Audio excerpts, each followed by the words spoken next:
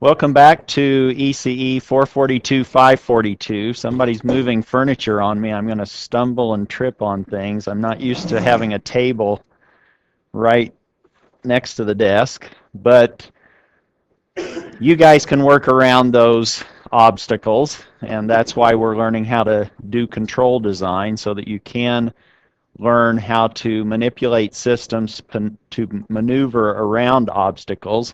Homework number 7 is dealing with PI and PID controllers, and we'll finish that up today. But homework number 7 is due on a different day. It's now due on Saturday. Just as a heads up, please make sure of that new deadline.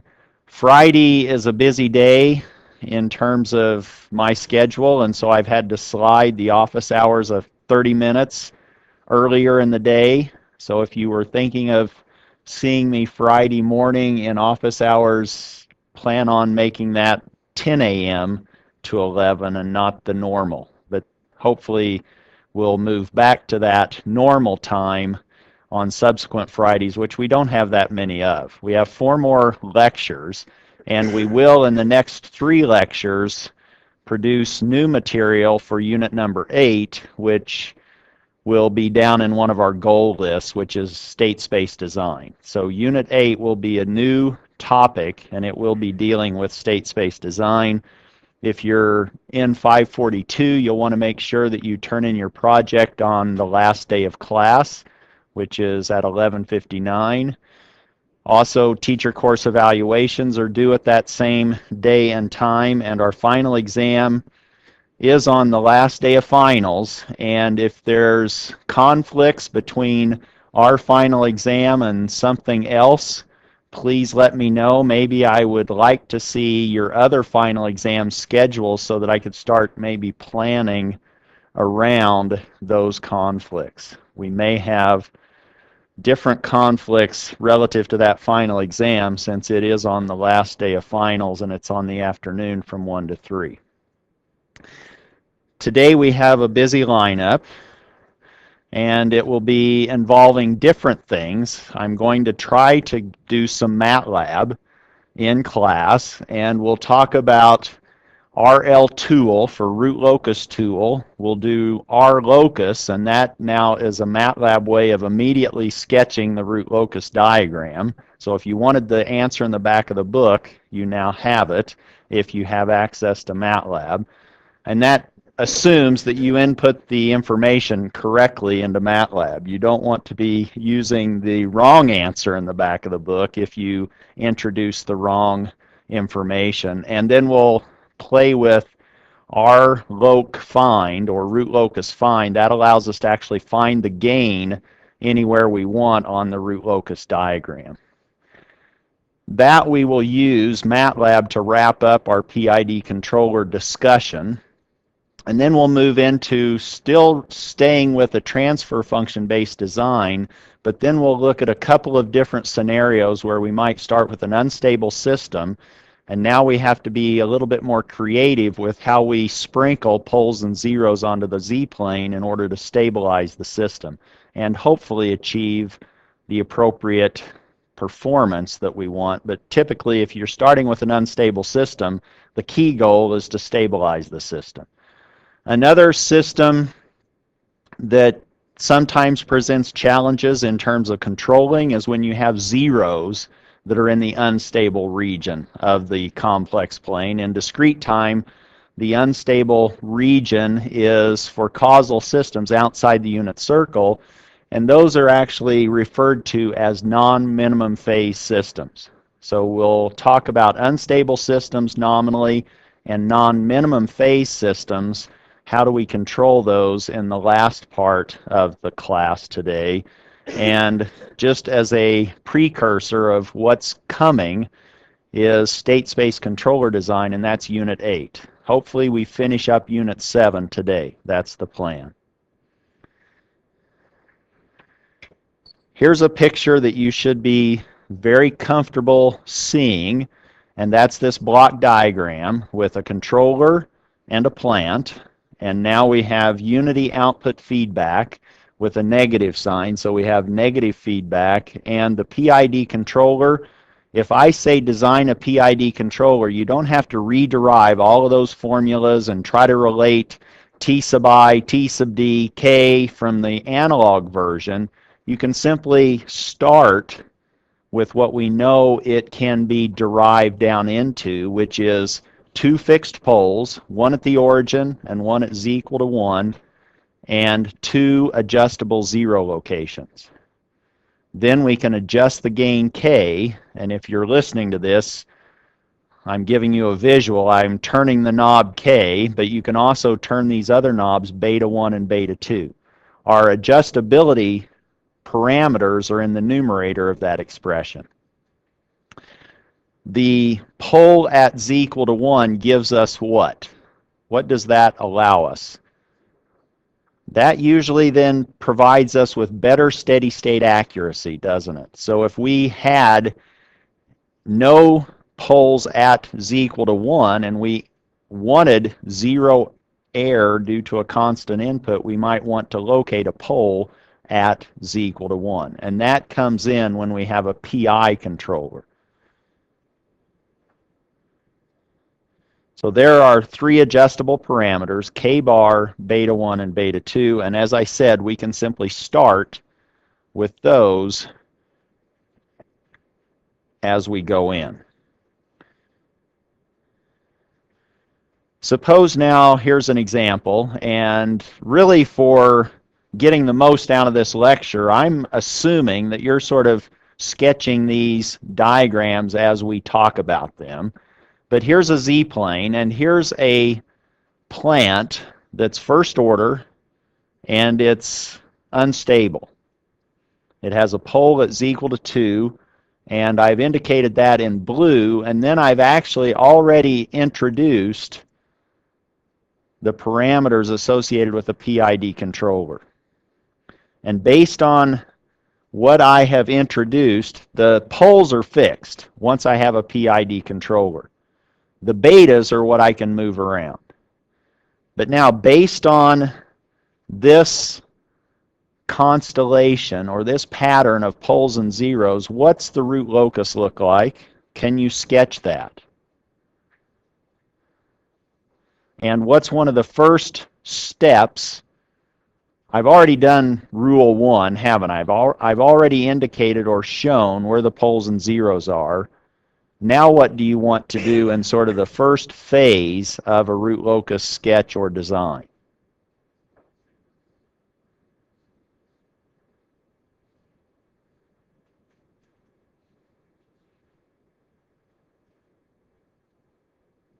You pull out your bread, right? You pull out your loaf of bread. It's already there. It's already on the plane. It's already on the cutting board. It's now the z-plane, and now you want to subdivide that bread relative or with respect to each of these singularities, and based on that slicing of the real axis, which of those line segments belong to the root locus. That's the very first place to sort of start. If that's the case, where would I see segments of the root locus on the real axis?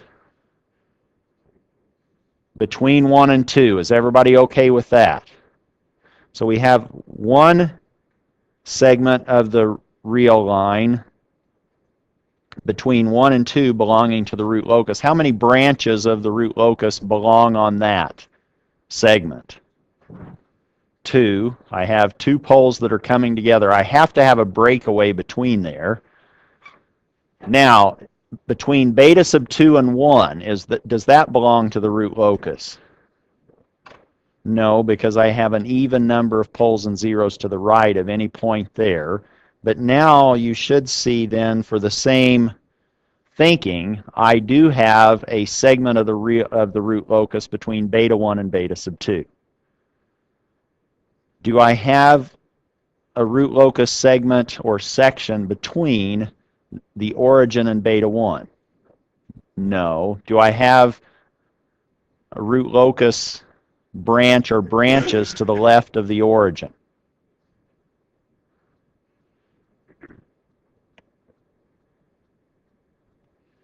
What's the pole zero excess? 1. So what does that tell me about the asymptotic behavior of these root locus branches? How many branches do I have? I have 3, don't I? I have 3 x's that I'm beginning with. I have 3 branches. One of those is going to go off to infinity. When one goes off to infinity, it's going off to minus infinity in the z-plane. We know that one of those branches is going to go there. Where are the other 2 branches going to end up?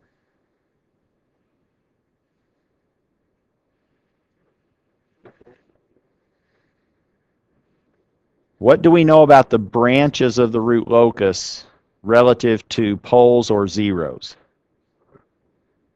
Okay, the branches start at poles. We know then that we're going this way and we're going that way as we crank up the gain k, as we adjust the gain k.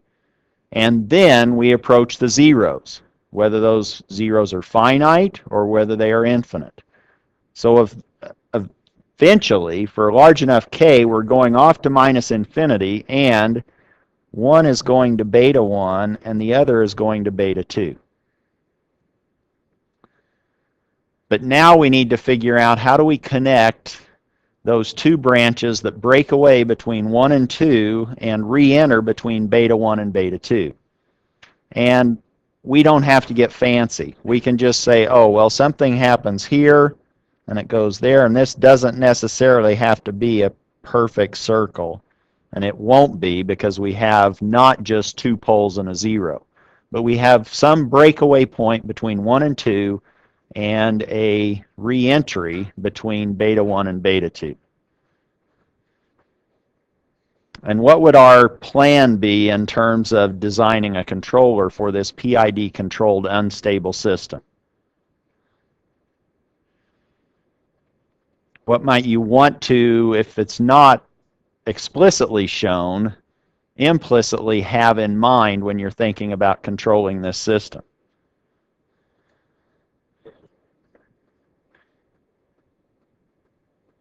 You probably want to have a circle, not an egg, but a circle.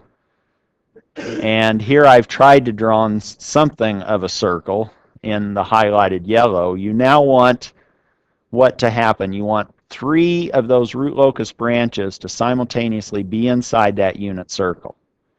You can't have any branches outside the unit circle and 2 inside, or you would be unstable. So you want to always, or have 3 of those inside the unit circle. Meaning you're hoping that you can maybe find a gain to put you there, and maybe that puts that particular 3rd pole at that triangle location. You'll have 3 closed loop poles, and here I'm just hypothetically introducing those to be at those triangle locations. Here's a note, and I'll just read it to you. You don't have to scribble this down, but it may be easier actually to try to stabilize the system first and then worry about where those triangles might be by adjusting the betas, the beta 1 and beta 2. You might initially say, how can I quickly sort of put down some beta 1 and beta 2 to stabilize this, and then if I want to fine-tune things, now maybe I can adjust beta 1 and beta 2 to move those triangles, reshape the root locus a little bit, and see if I can now come up with a design that I'm happy with. And what we're going to do is actually allow MATLAB to help us do that playing or that adjusting. We've already designed a C of Z, a controller for this unstable system. It was in the last lecture. I'm sure you all have that memorized, right? You go home and sleep with those notes under your pillow, right? So that there's no nightmares, you just have restful, peaceful sleep. But now what we want to do is, can we use that PI controller to maybe guide us in how to start with designing a PID controller?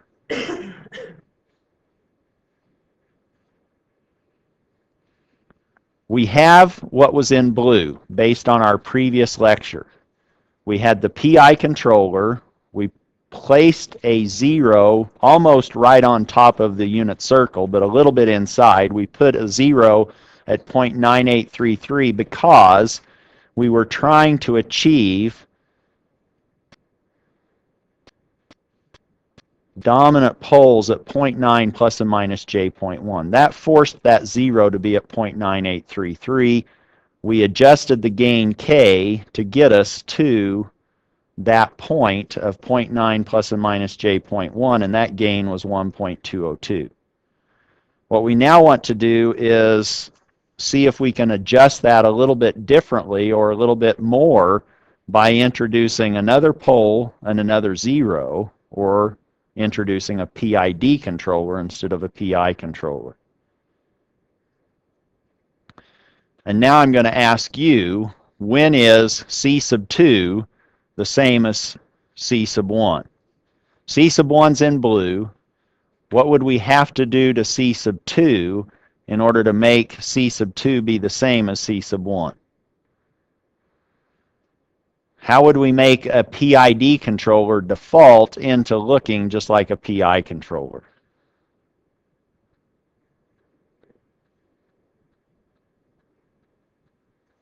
Pardon?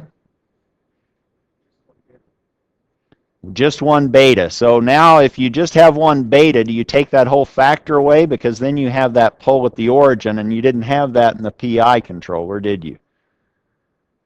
So how do you take a factor away in the numerator, or what are you really wanting to do?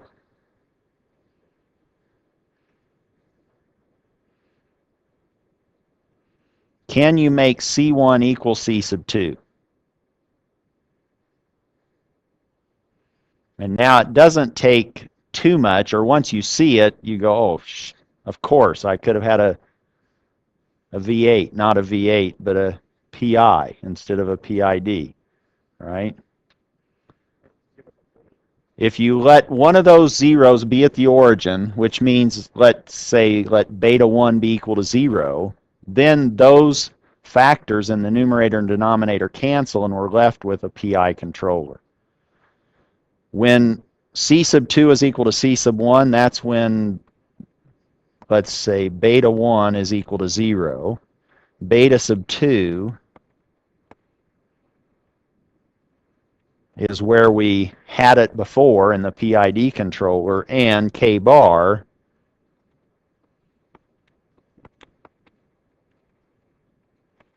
is what we had in the PI controller for its gain.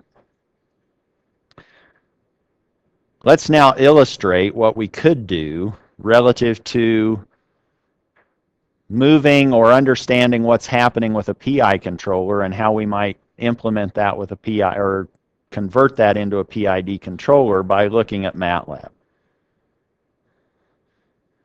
And hopefully this will cooperate. So I've captured this in a diary file. Hopefully this will work. And I've already issued one command that I will use, which is rltool, but it takes a while to load up, so I did that before class. But Root Locus tool now allows us to essentially give us a graphical way of determining or moving poles and zeros around graphically, and we can watch the shape of the step response change in response to that, or look at how the root locus changes in response to that. And rltool actually has introduced or put in already some windows. Here's the root locus editor window, and we also have the ability to configure this interplay of different pieces and parts of this manager that allows us to sketch root locus and simultaneously look at some of these plots. Maybe a step response, maybe a root locus, etc.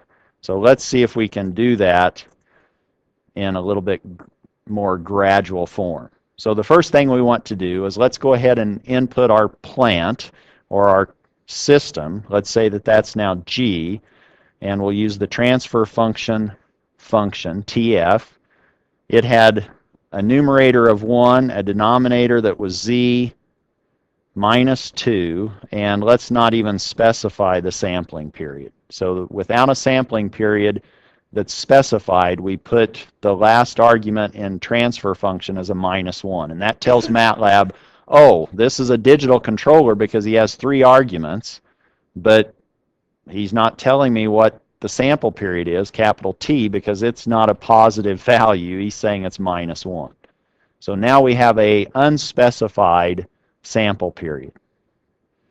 And let me just say that this is now our... Now you can see how poorly I can type in front of an audience.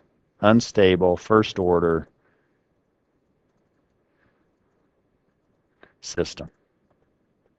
And that's what MATLAB tells us. It's the transfer function 1 over z minus 2, the sample time is unspecified, and it's a discrete time system.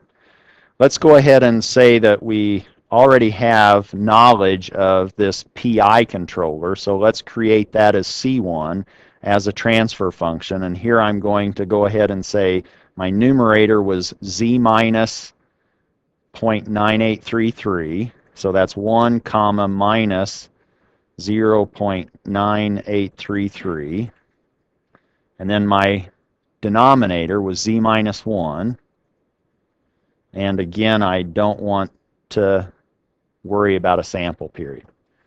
Here's my PI controller.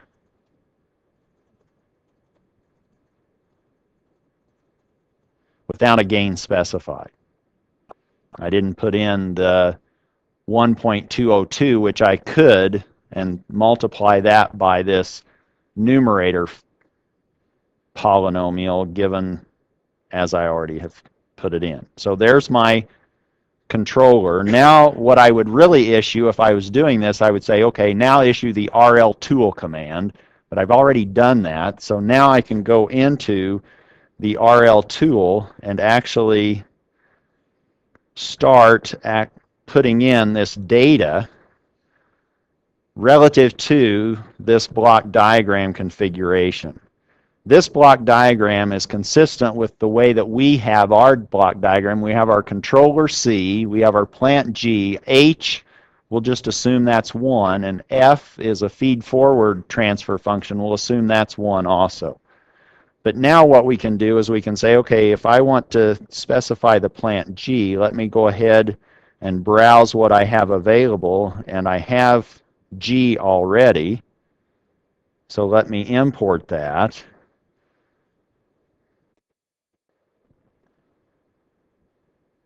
And now I've specified G in my block diagram architecture for this tool.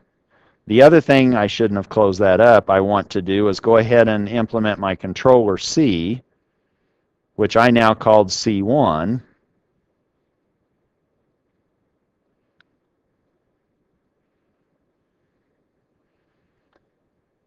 And I should actually be able to go back to this particular root locus diagram and see what is happening with my root locus behavior. And here this is giving me sort of my gain specified by those magenta circles in the diagram. And what I might want to do is actually examine what happens here to the step response.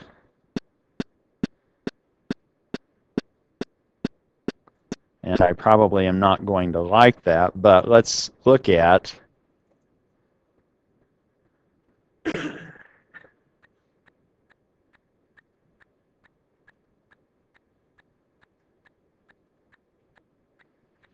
and there you can see what happens. I was actually outside the unit circle for that gain, and my output is actually blowing up. So what I want to do, and what you can do, is you can now go back into this and grab it with your hand and adjust the gain. Cute, huh?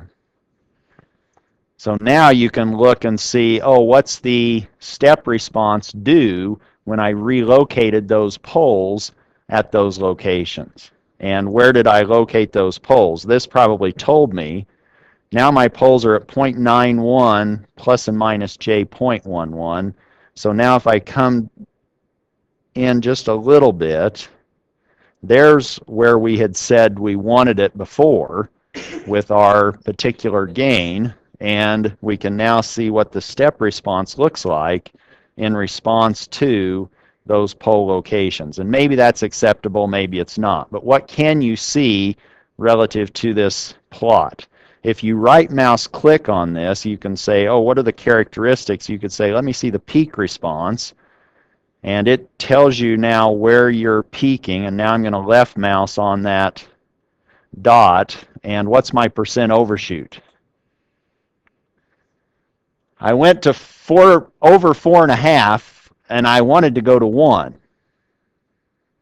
I overshot quite a bit, didn't I? Percent overshoot of 357%. But I had a unstable plant to begin with. What am I doing in terms of, so I could right click again and say, let me look at the characteristics of the, let's say, the settling time. Now it puts a dot there inside this tube. I go and locate my cursor and left mouse click, and now I have a settling time of 49 samples. It's saying seconds, but I didn't specify a sample period. So this is now really giving me so many samples, and I've now settled in 50 samples. But that's how you can now use this Root Locus tool to help you sort of move around by hand with your mouse these different designs.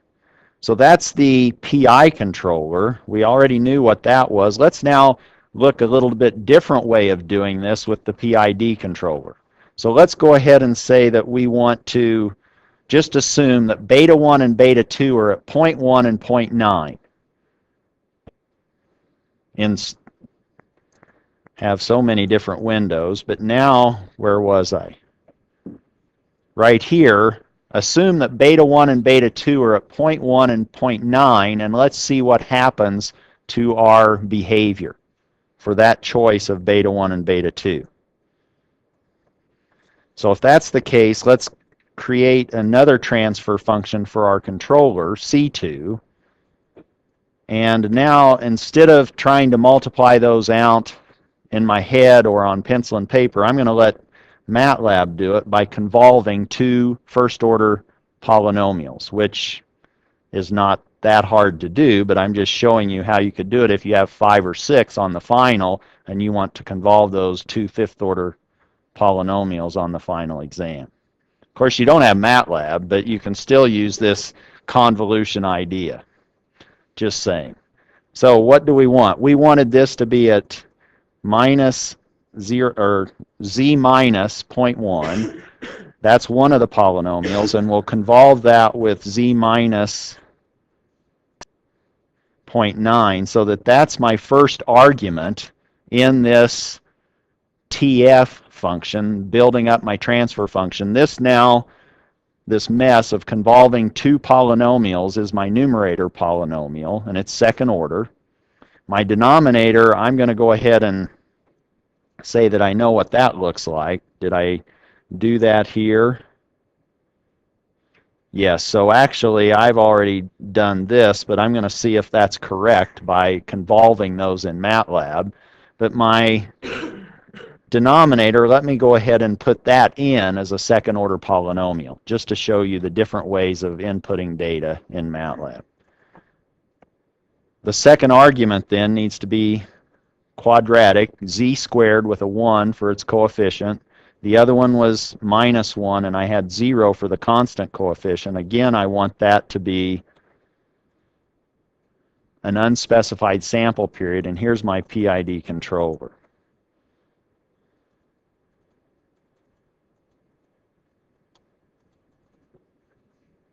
Pardon?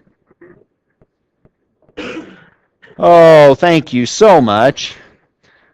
Luckily, I have someone speaking in my ear, whispering sweet nothings in my ear and saying, parenthesis, parenthesis, thank you so much. So now I needed to close that convolution function That now gives me my complete numerator. Now I have my denominator and I have my unspecified sample period. Does that look a little bit better? I do have a gain. I have a gain of 1, so maybe I shouldn't say without a gain, but do you kind of understand what I'm saying?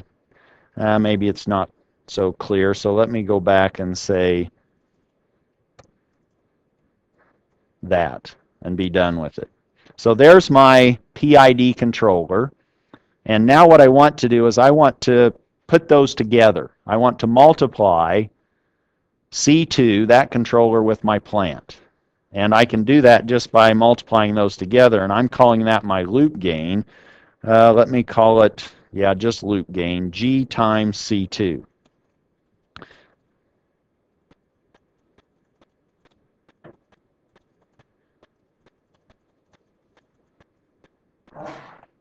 And that's not anything really that I want to be worrying about, other than now maybe I can sketch the root locus of that combination of G and C sub 2. This isn't my closed loop system by far.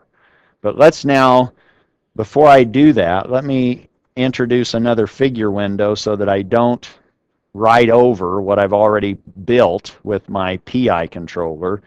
And now what I want to do is go ahead and say, sketch the root locus of L gain. And whatever figure that was in, let's see if we can find it. Those others were built in to the rltool. So here is my root locus for a wide range of gain k, from k going from 0 up to infinity, with 2 zeros at 0.1 and 0.9. And that's what we sort of expected. And you would want to make sure that the axes are equal if you wanted to be interpreting any kind of angles in this picture. But here's our root locus. Now what do we want to do? Does it look like we might have a chance of stabilizing this system? It was an unstable system with just that pole over there at 2, and then we sprinkled in 2 poles and 2 zeros. 2 poles were fixed at the origin and z equal to 1 for the PID controller, and the 2 zeros we just sort of picked out of the air, but with some educated guess associated with it. Now what I want to do is actually see, or what's the next step in that design. Here's my root locus. What would you do now? If that shape looks okay, now what's the next step? Well, I need to adjust the gain or find the gain, don't I? So now what I want to do is allow MATLAB to help me find the gain. And the way that I can do that is with one more command, which is rloc find on L gain. And this, since I haven't put any more arguments in, it will actually allow me to click on that root locus once, and it will capture the gain where I click. This will actually introduce some crosshairs, so it's telling me select a point in the complex plane and left mouse click, and that's where I'll determine the gain value at that point on your root locus. In this particular case, why don't I try to get, well, I can sort of gauge that 0.2 for my imaginary piece, and now I'm going to just see the resulting value of the real part, and that, let me just see what happens relative to that particular choice of gain. So I'm going to go ahead and click the mouse there, and now good, that third X stayed inside the unit circle that's going from the origin to minus infinity. I have my 2 complex conjugates that will dominate the response, and then I have my pole marching off to minus infinity. If I go back to the command window, it says, oh, you need a gain of 1.92 in order to get you at those points, which are 0.69 or basically 0.7 plus or minus j 0.2 for dominant closed loop poles. And I'm going to then change my controller to incorporate that gain. Or I'm going to just say C3 is equal to 1.9279 times C2.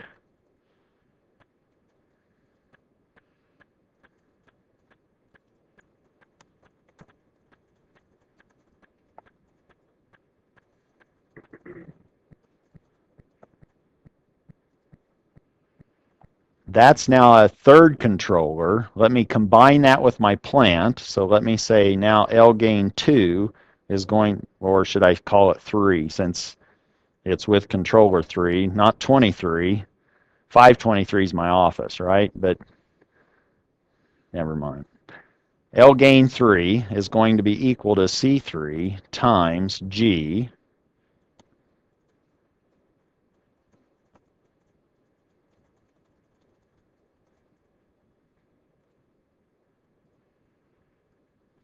Now what?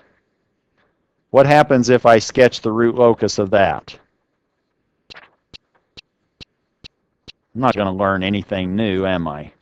Because it's exactly the same root locus, it's just for a different gain. I really want to see what's this controlled system going to be doing in a step response, or what's the closed loop behavior. So now what I want to do is with that feedback, or I'm sorry, with that loop gain, I want to introduce a feedback element. And MATLAB allows me to do that. Let me say that this is now my closed loop transfer function.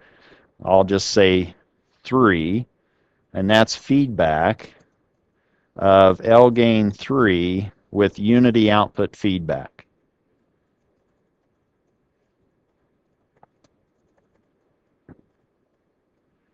And there's now my closed loop transfer function. And if I wanted to, I could say, what are the poles of that closed loop transfer function?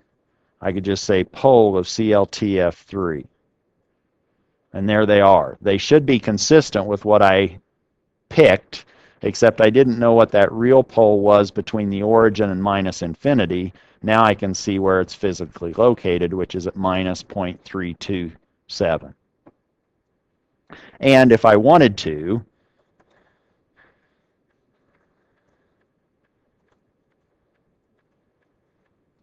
I can now examine the closed loop behavior or step response of that PID controlled system. And if I wanted to, I could compare this characteristic-wise with what I had before.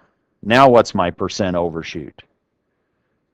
Before it was 350% or something. Now what is it? 125%, which is maybe better. Am I reaching that peak a little faster than I was before? I don't remember. I can find out, can't I? Wrong.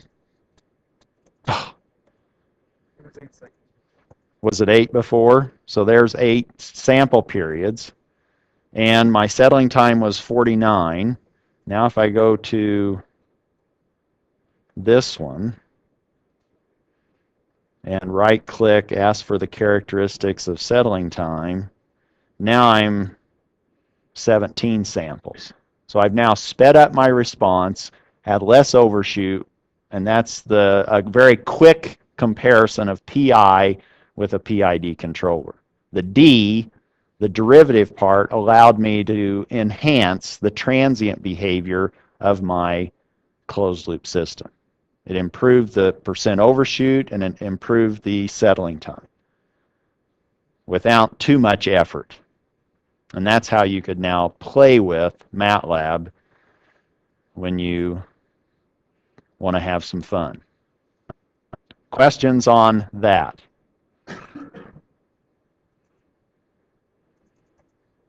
Let's then get back to, if I can find my toys, let's now get into general control design, which is a transfer function based with insight from our root locus. Meaning, we said, let's look at what might happen if we tried to stabilize an unstable system or a non-minimum phase system using a transfer function based controller and our insight that we have or that we are developing based on this root locus.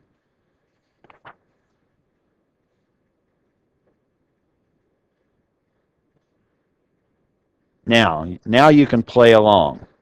What's the first thing I want to do if I'm trying to control this system?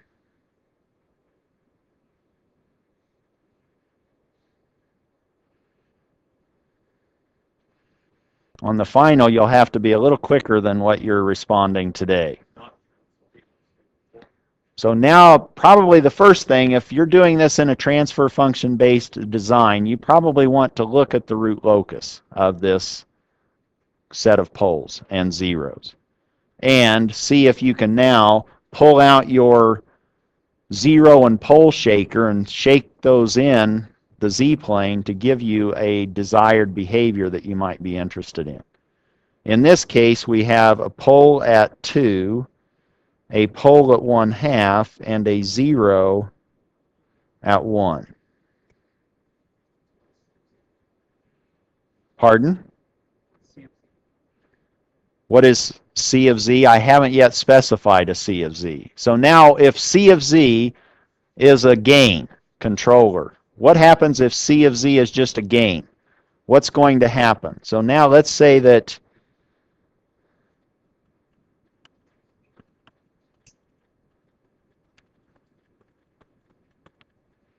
can you now tell me what the closed loop poles will do if I introduce just a proportional controller for this system?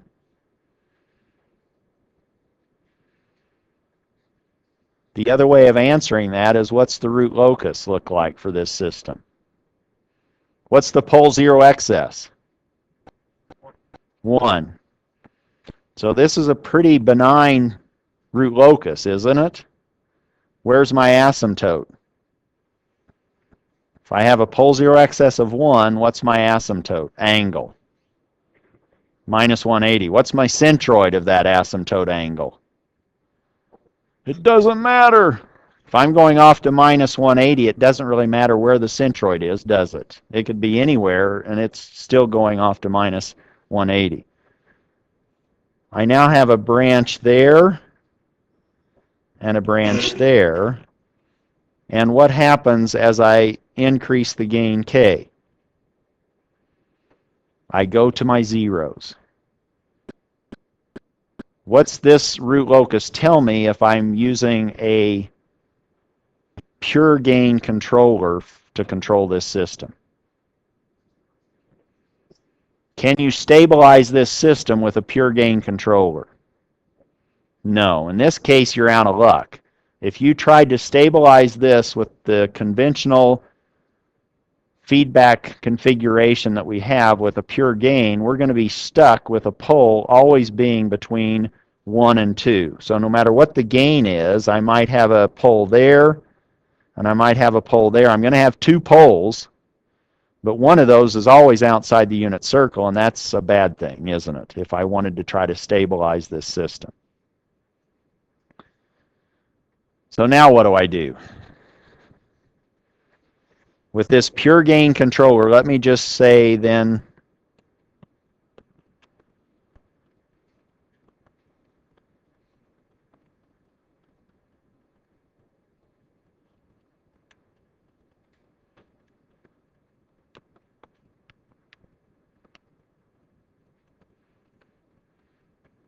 gives me an unstable closed loop system.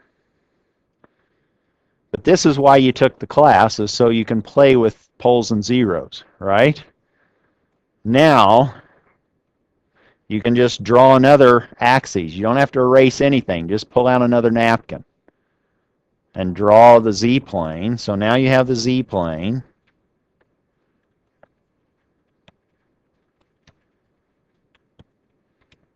And you're starting with exactly the same pole zero pattern, but now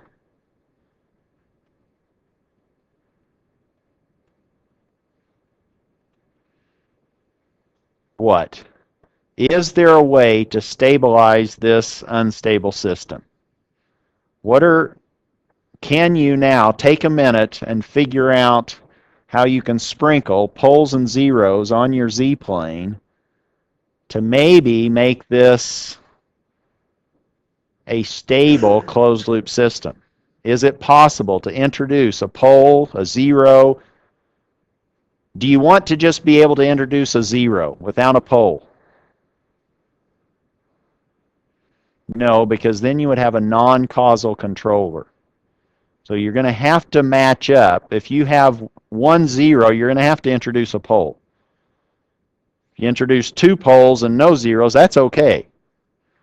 You introduce 3 poles and no zeros, that's okay too in terms of the causality of your controller. It may not be helping you control this system.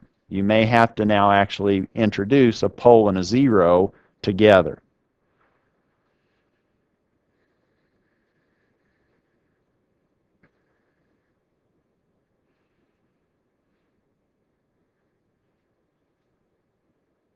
How's your pole shaker or zero shaker working for you?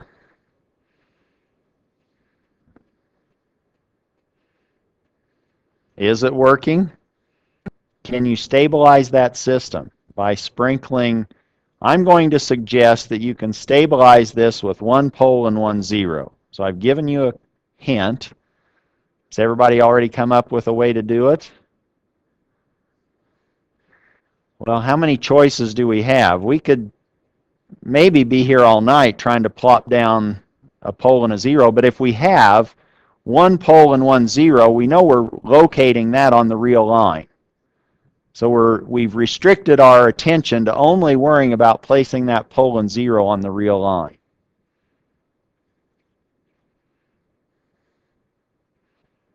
And what can we never, ever, ever do with our pole shaker and our zero shaker? You can never, ever, ever cancel poles or zeros outside the unit circle. But that said, you can put poles and zeros outside the unit circle. That's okay. It's just you can't cancel things outside the unit circle. Is that on the unit circle I would stay away from. So don't cancel anything on or beyond the unit circle. Okay? Is that clear, the difference? We can put poles and zeros outside or on the unit circle. We did with our PI controller, didn't we? We kept putting poles at z equal 1. That was a good thing. Well, we can't do that here because we got a 0 there. Can't do that. Can't put an integrator into this system to try to stabilize it. But that thought process isn't too far afield. What if you put a pole there and maybe I put a 0 there? It's always kind of, in this class anyway, in your best interest to maybe cancel things inside the unit circle. It reduces your analysis that you have to worry about. Now, essentially, you've erased that pole 0 pair at 1/2. You can kind of neglect those. Now what happens? If you have that 0 and pole cancellation at 1/2, we're back to our friend, aren't we? 2 poles and a 0. Now the root locus, what's going to happen between those? Where are they going to break away? Do you know? Don't give up so easily. Do you know? 2 poles and a 0. You always were telling me the radius of that. Now it's a circle, isn't it? And what's the radius of that circle? A geometric mean determined by the distances between that center, the 0, and each of those 2 poles. In this case, we have a distance of 1/2, and we have a distance of 1. So our radius is the square root of that product. Square root of 1/2 times 1, or the square root of 1/2. Or 1 over the square root of 2, or square root of 2 over 2. Is that right? So we have a radius of 0.707. 1.414 divided by 2.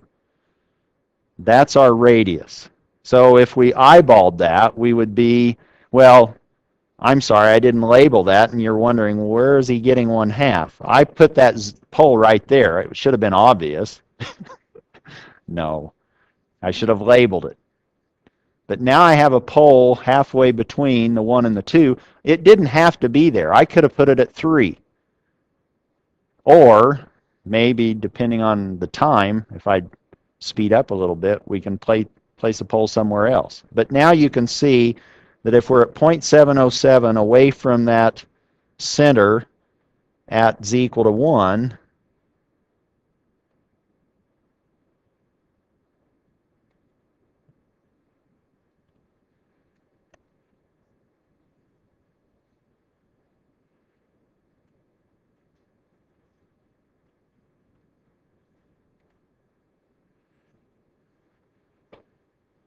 and now you have a good feel for what you can do in this particular scenario.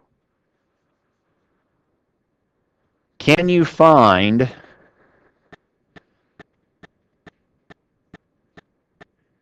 the gain to get you to that box? If you drew it accurately, you could measure it with your dividers. You could actually do it analytically because you already know that radius. You know this radius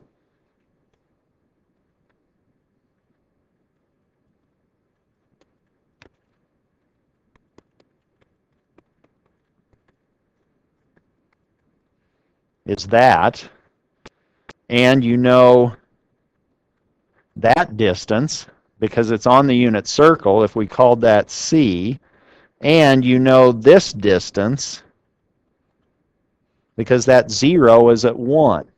You know b is 1, c is 1, and that third side of your triangle is r, which is 0.707.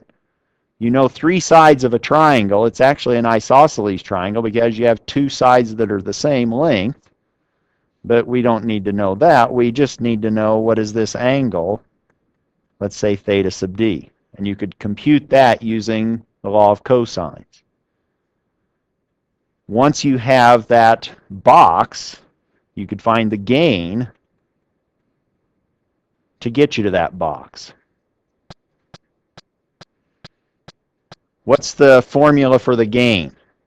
Now I've put in a c of z that was k,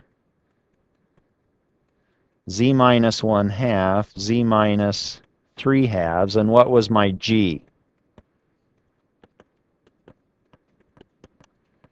It was that. Or now I know, because my closed loop polynomial, or my denominator, is 1 plus c of z g of z, where c of z I'm going to put into g bar. I now know that I have 1 plus k z minus, what am I doing? That wasn't my plant, was it? Wake me up.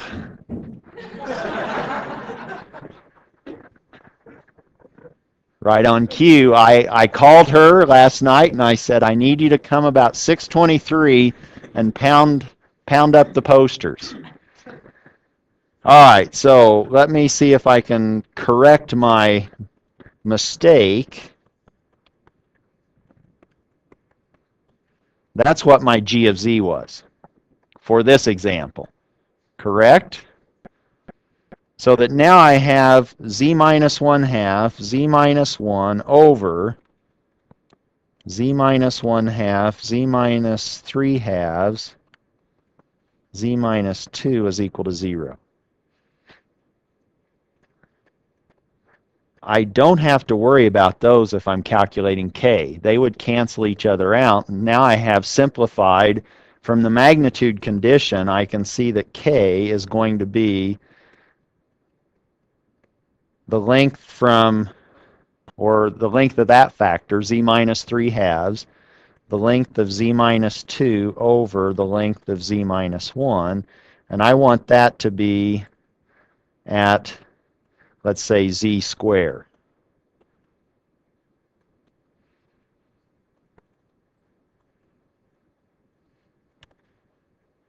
And I'll go ahead and assume you're going to go home and compute that. But if you do, hopefully now I did my math in office hours tonight. I just didn't have quite as much traffic before 4:30, so I went ahead and solved for that Z box. And in fact, if you do that, hopefully you end up with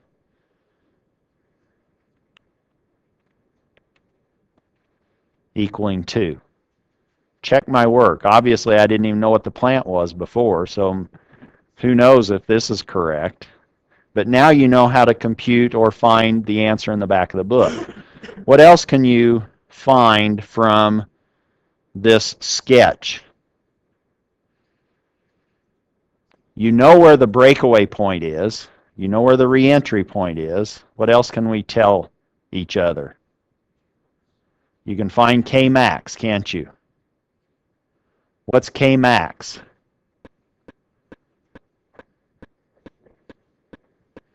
K max would be what the gain is to get me there. And that's going to maybe correspond to this guy right there.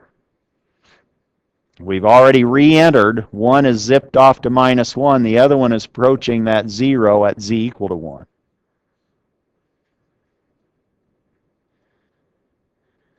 So K max is going to be this expression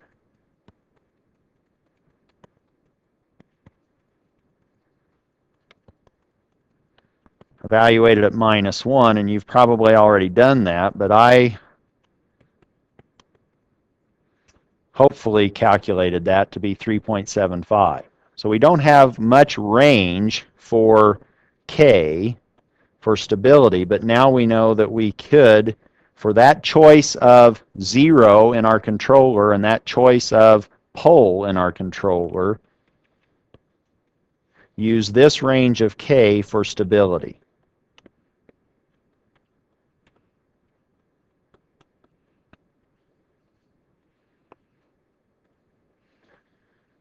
Maybe you didn't design your controller that way. Maybe you said, oh, you know what?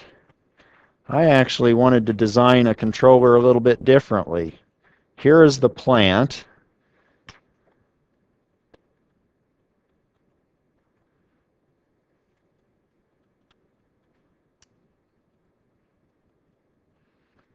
What if I put a pole right on top of that one and canceled that? Now what's my root locus look like?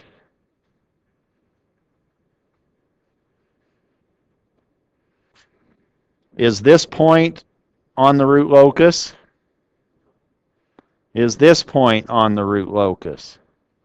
Oh, come on, where am I? Where do I have a branch? Anywhere? Those are actually correct answers. You don't have either of those 2 points on the root locus. So what happens? As soon as you start to adjust the gain K bigger than 0, what happens? And what do we have here? This should make you feel warm and fuzzy. This should just put you to sleep, probably. This is 2 poles and a 0, isn't it?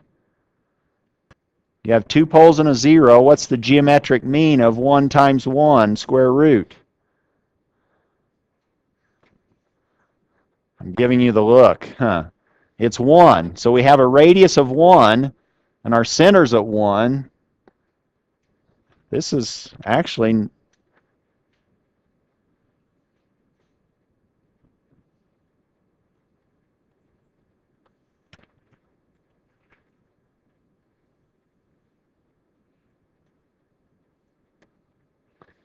Do you see that that's what you would have? You would immediately have complex poles as you crank up the gain K, and they would re-enter at the origin. So you could now calculate the gain K to get you to the origin. What kind of a response would that be? Deadbeat. You now have...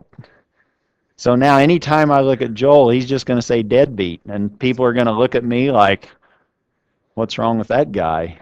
Deadbeat.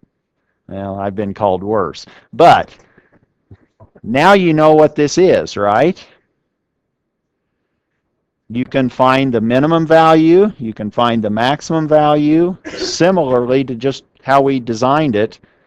Do you see that I now have 100 different possible controllers in this class on the final exam that could be correct? If I gave you a transfer function and I said stabilize this system. All right. So what was that controller like? That was C sub 3. K, we had our 0 on top of the pole, and we had a pole at 2. So in fact, what have we done in these last two examples? What kind of a controller, if I just simulated that controller by itself, what would its behavior be?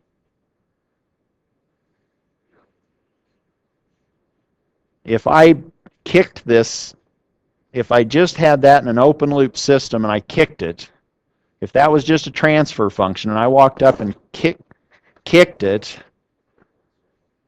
it would be unstable, wouldn't it? What was my plant? Unstable. Two unstables make a stable.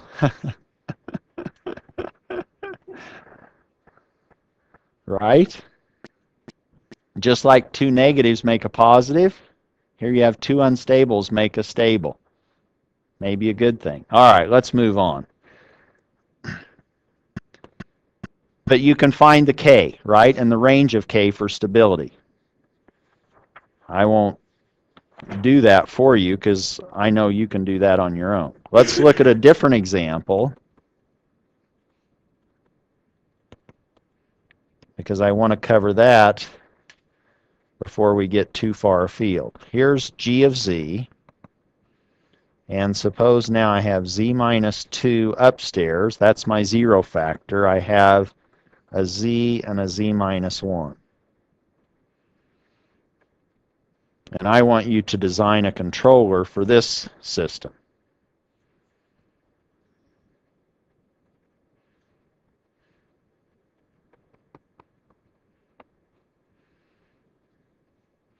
And now you were wondering why you were going to go to Costco and buy that box of napkins. So you can pull out your napkin and sketch these root loci. Right?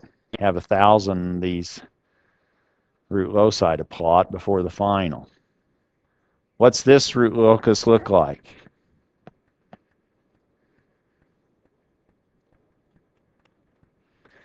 We still have things going on at 1 and 2. But now it's a little different. We have a 0 at 2 and a pole at 1 and another pole at the origin. What's going to happen to this system if we have a controller C of Z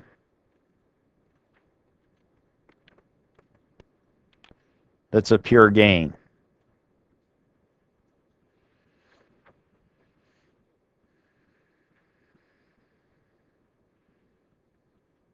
Can you sketch the root locus of this? How hard is it? What's the pole 0 excess? 1. What's our asymptote? Minus 180. Hopefully you see that this is what the root locus is. You don't have any imaginary component associated with the branches of this root locus. And as k goes from 0 to infinity, what's going to happen?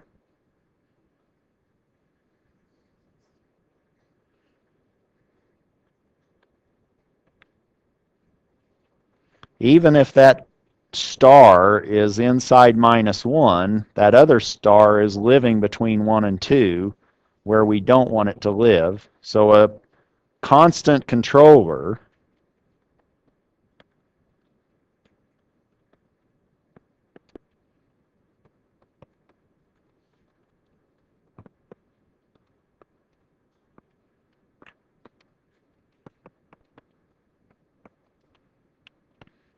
We have an unstable closed-loop system.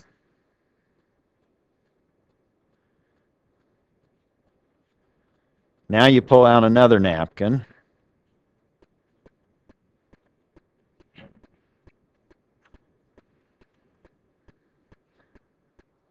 What was my plant?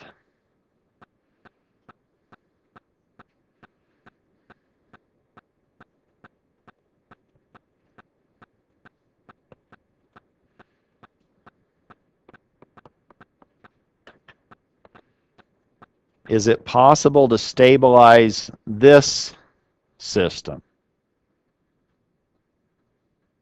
with your shakers, a zero shaker and a pole shaker?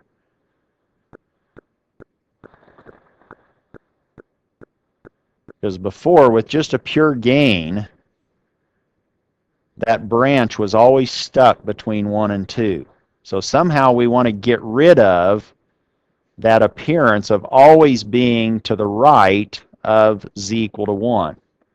So we want to somehow introduce a pole or a zero somewhere to maybe disconnect that branch between z equal to 1 and z equal 2.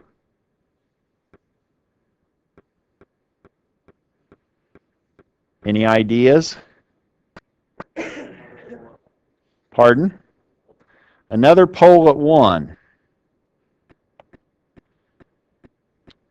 Now what happens? What's the root locus of this look like? And that's fine. You want to just quickly make these guesses. If it's not coming to you right away, what's the root locus of this look like? Is this point on the root locus? So we're still locked in there, aren't we? And we could just have a simple pole, another pole with z equal to 1, another integrator, and what's our pole 0 excess now? 2. So now we would be going off at plus and minus 90. We've increased our pole 0 excess by not putting in a 0. So this maybe isn't going to work, and I know Joel did this just because he wanted to see me erase this and start over, because he gets such a charge out of that. But let's see what happens. Oh, I still have the red line, don't I? All right. Well, I did better than I thought. All right, so now what are we going to do? That didn't quite work. Somebody might say, well, boy, it'd sure help if I'd cancel that pole at 1. Is that allowed? No, but what if I slide it over just a little to the right, that 0? What if I put a 0 right there? I wouldn't have to put it that far over. Now what happens?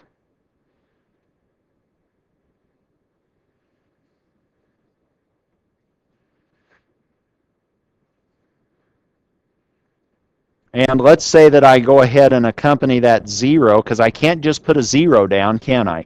That would give me a non-causal controller, so I have to accompany that with a pole.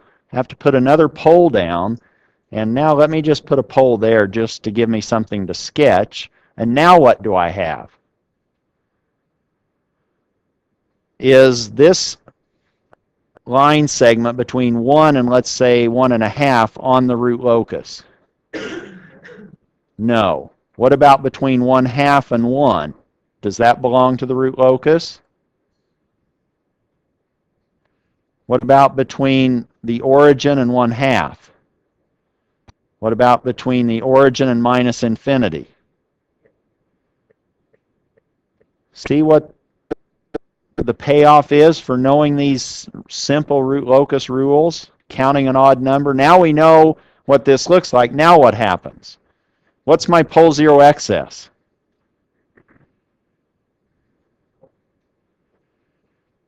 1, which says that I only have one asymptote going off to infinity, and that asymptote's always at minus 180 if I have 1.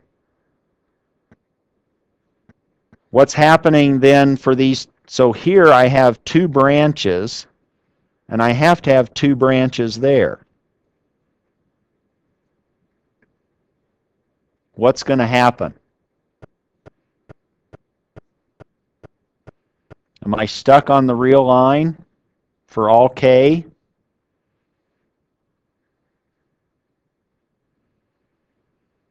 Can you sort of guess what's going to happen? You now know how to get the answer in the back of the book. You could go over to ECE and get on MATLAB and plug in these poles and zeros and do rlocus. There's the answer. But you know how to sketch that quickly. Do you not?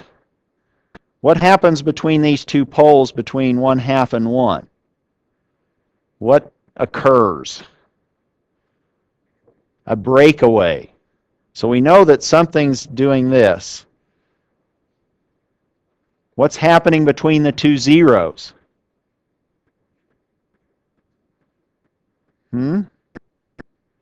What happens between those two zeros? What's the opposite of breakaway?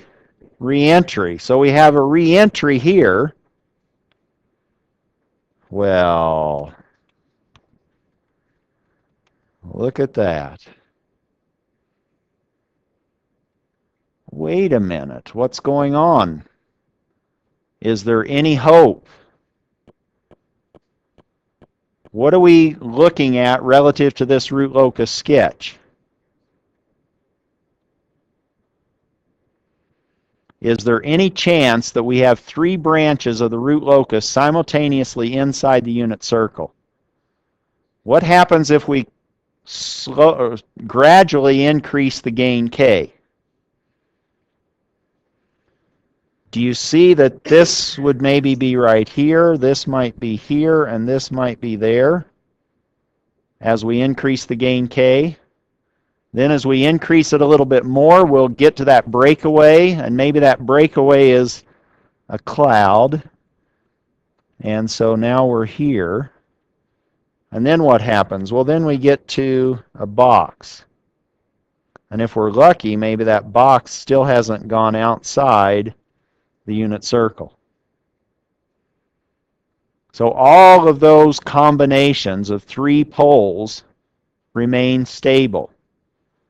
But what do we know about this particular system's behavior or controller?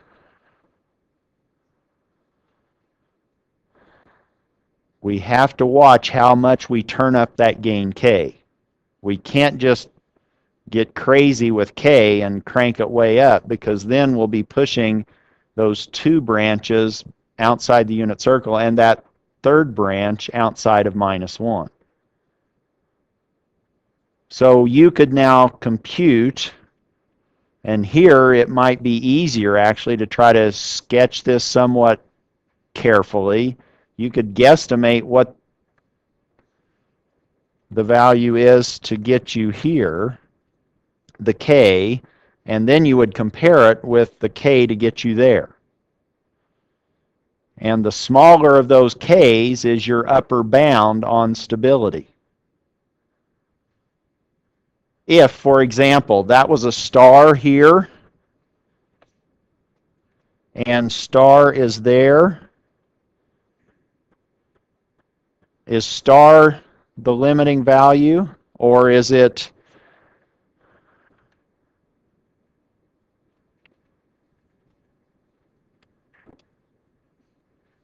the diamond? Star or diamond determines the upper bound on the k for stability. Is my question even making sense? Are we seeing stars and diamonds? Maybe we can sell some of those diamonds. Which one is it for k max? Star or diamond for retaining stability, closed loop stability? The way I've sketched it, can you even interpret my drawing? I would give you I would be understanding if you couldn't understand my drawing. But in this case, the star is limiting, isn't it? The diamond, you've already gone unstable on the right side before you get to z equal to -1, the way I've sketched it. Questions on how to control with your two shakers, you have a zero shaker and a pole shaker, how to stabilize non-minimum phase systems, unstable systems with root locus based strategies. That's what I wanted you to learn from today's class.